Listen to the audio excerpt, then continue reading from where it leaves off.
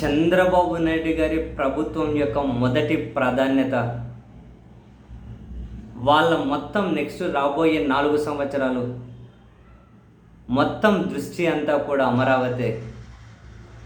మిగిలిన ప్రాంతాల ప్రజలు ఎక్కడ ఫీల్ అవుతారోనని. ఇది ప్రజా రాజధాని. యాడున్నా ప్రజలే ఉంటారు. మరి కొత్తగా ప్రజా రాజధాని హైదరాబాద్లో ప్రజా రాజధాని కదా, ఢిల్లీ ప్రజా రాజధాని కదా, ఏదైనా ప్రజా రాజధానే కదా. యాదైతే ఏముంది, యా దేశంలో ఆడ రాజధాని ప్రజలే ఉంటారు కదా. అందుకని ప్రజలకు కనెక్ట్ చేయడం కోసం ఇది ప్రజా రాజధాని, ప్రజల రాజధాని. ప్రజలు లేకుండా ఇంకా రాజధాని అనేది ఒకటి బిల్డింగ్లు ఉంటాయా అని ఇప్పుడు జనాలు ఎప్పుడు వస్తారు అక్కడికన్నది కదా సలసీసల ప్రశ్న. సరే పోనీయండి, ఈ విధంగా వాళ్ళు ప్రమోట్ చేసుకుంటూ ఉన్నారు. మనం గనక గమనిస్తే ఇందులో అత్యంత కీలకమైన అంశం ఏంటి అంటే, రోజు చంద్రబాబు గారి నుండి, మంత్రి నారాయణ గారి దగ్గర నుంచి, వాళ్ళ పాలకుల దగ్గర నుంచి, పాలకపక్ష మీడియా దగ్గర నుంచి ఏదో ఒక మూల బ్యానర్ హెట్టింగా లేకపోతే ఇంకో దగ్గర ప్రతిరోజు కామన్గా కనిపిస్తున్నటువంటి పాయింట్ ఏంటి తెలుసా? 3 ఏళ్లలో అమరావతి పూర్తి చేస్తాం. 3 ఏళ్లలో 3 ఏళ్లలో అమరావతి పూర్తి చేస్తాం అంటున్నారు. అసలు అమరావతి పూర్తి చేయడం అంటే ఏంటి అన్నది వీళ్ళని ఒకసారి ఎక్కడైనా కనుక నిజంగానే ఈ పెద్ద మనుషులు ఎవరైనా కనుక మనకు ఒక గంట టైం కనుక సీరియస్లీ మనకు ఒక గంట టైం కనుక వీళ్ళు ఇంటర్వ్యూ ఇస్తే, గంటే సార్ స్కిప్ అవ్వకుండా ప్రతి ప్రశ్నకు కనుక వీళ్ళు సమాధానం చెప్పేటట్లు అయితే వీళ్ళు ఒక ఇంటర్వ్యూ చేయాలండి. నిజంగా ప్రతి ప్రశ్నకు సమాధానం చెప్పాలి. 3 సంవత్సరాల్లో అమరావతి మహారాజధానిగా నిర్మాణం జరగబోతుంది అంటే ఎలా? నా ఫస్ట్ ప్రశ్న, వీళ్ళు కనుక గంట సేపు మనకు దొరికితే నెక్స్ట్ రాబోయే సంవత్సరం, ఇప్పుడు సంవత్సరం అయిపోయింది, అమరావతిలో మీరు ఏం చేశారు? విదేశీ బ్యాంకుల నుంచి అప్పు తెచ్చారు, టెండర్లు ఏమో వాళ్ళకి కావాల్సిన వాళ్ళకి ఇచ్చుకునేంత వరకు వచ్చారు. నెక్స్ట్ రాబోయే ఒక సంవత్సరంలో అమరావతిలో మీరు నింపబోతున్న జనం ఎంత? ఆ 2వ సంవత్సరంలో మీరు నింపబోతున్న జనం ఎంత? నెక్స్ట్ 4 ఏళ్లలో అమరావతిలో ఎంత జనాన్ని నింపబోతున్నారు? ఎట్లా నింపబోతున్నారు? అమరావతి ఎట్లా నింపబోతున్నారు? అసలు ఏ విధంగా అది ఇప్పటికిప్పుడు నెక్స్ట్ నేను 50 ఏళ్ళ టైం పీరియడ్ తీసుకునే చెప్పాలి వీళ్ళు. ఏ విధంగా అది ఒక అద్భుతమైనటువంటి అక్షయ పాత్ర అవుతుంది అక్కడ. నాకు ఇప్పటికీ తెలియక అడుగుతా. సరే మీరంటే ఏమన్నా ధనవంతులు డబ్బులు ఉన్నారో నాకు తెలియదు, కానీ నాలాంటి సామాన్యులు ఎవరైనా వెళ్ళి అమరావతిలో ఒక 2 సెంట్లు స్థలం కొనుక్కోవాలంటే నేను ఎంత పెట్టాలి? నాకు అమరావతిలో ప్లేస్ ఉందా, చోటు ఉందా, ఎట్లా? పేదలకు అమరావతిలో స్థలాలు ఇస్తేనే వద్దు అని చెప్పి కోర్టుకెళ్ళి ఫైట్ చేసిన వాళ్ళు, పేదల కోసం కేటాయించిన జోన్లు రద్దు చేసిన వాళ్ళు ఇది ప్రజా రాజధాని అని ఎట్లా అంటున్నారు? అసలు అందులో ఎంట్రెన్స్ ఎవరికి ఉంది? అదేదో సినిమాలో కదా ఒక సపరేట్ ఏమంటారు ఒక కమ్యూనిటీ ఉంటుంది, దాంట్లోకి పోవాలంటే కొన్ని అదేనా కలికేనా ఆ సినిమానేనా అందులోనే అనుకుంటా. మరి ఇప్పుడు అమరావతిలో కూడా వెళ్ళాలంటే అంటే ఏ స్థాయి వాళ్ళు వెళ్ళాలంటే కనీసం కొనాలన్నా చేయాలన్నా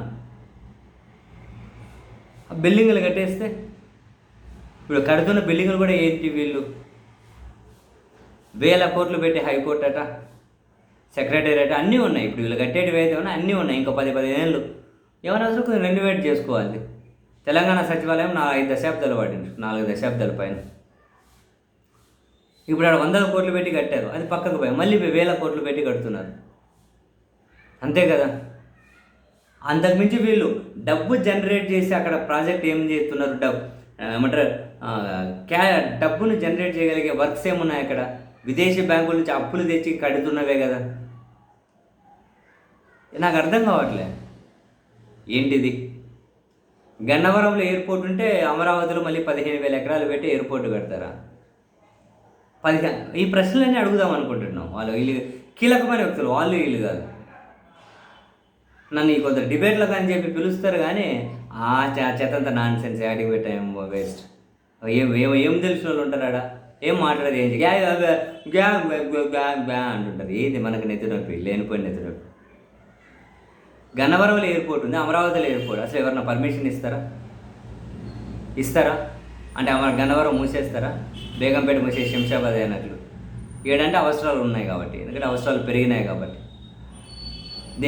ఏంటివి ఇవంతా? ఎట్లా ఇదంతా పాసిబుల్?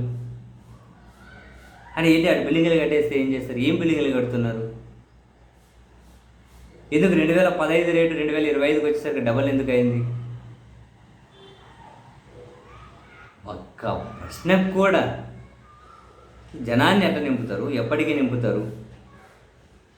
సో ఒక ప్రభుత్వం ప్రధానంగా పదే పదే రియల్ ఎస్టేట్ గురించే మాట్లాడచ్చా? దానికోసమే ప్రభుత్వం ప్రమోట్ చేయొచ్చా? ఇది వీళ్ళన్నా నాకు ఆ గంట టైంలో 10 నిమిషాలు ఇచ్చి వీళ్ళకు ఒక కంప్యూటర్ లేకుండా ఇంకో ఏదైనా ఇచ్చి దీంట్లో చూపించండి, ఒక పెన్ను పేపర్ ఇచ్చి మీరు రాయండి, చూద్దాం ఎప్పటికి ఎంత జనరేట్ చేస్తుంది అమరావతి ఆంధ్రప్రదేశ్కి రెవెన్యూ చూద్దాం. అరే నెక్స్ట్ 4 ఏళ్లలో మీరు విదేశీ బ్యాంకుల నుంచి తెచ్చే అప్పు ఏదైతే ఉందో, అప్పు అమరావతి నుంచి కష్టపడి సంపాదించి ఎంత తీరుస్తారో చెప్పండి.